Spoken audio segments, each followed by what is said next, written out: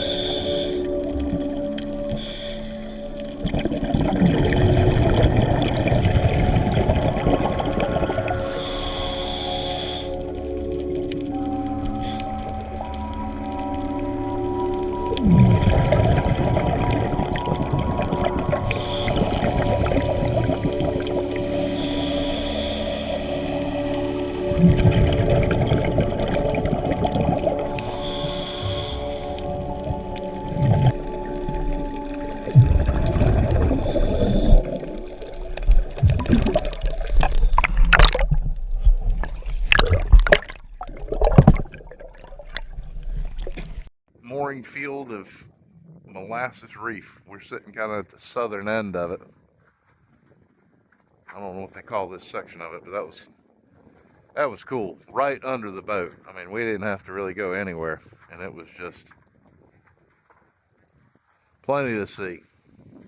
Kind of neat looking up and seeing the boat, wasn't it? Like, you know, kind of floating up in the sky, essentially. So It's better than anything we've run into by quite a bit.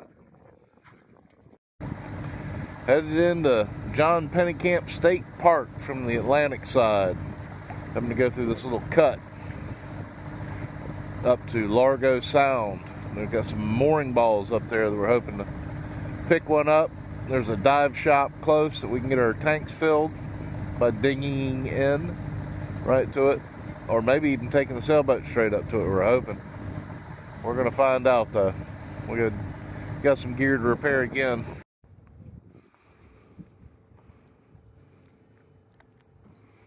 Largo Sound. Got a mooring ball here. You got a little dive shop. It's a state park. No anchorage overnight, but I can understand why. There's enough room in here to we're down to almost a half a tank. Keep a ton of vagrants. And we are vagrants, there's no doubt.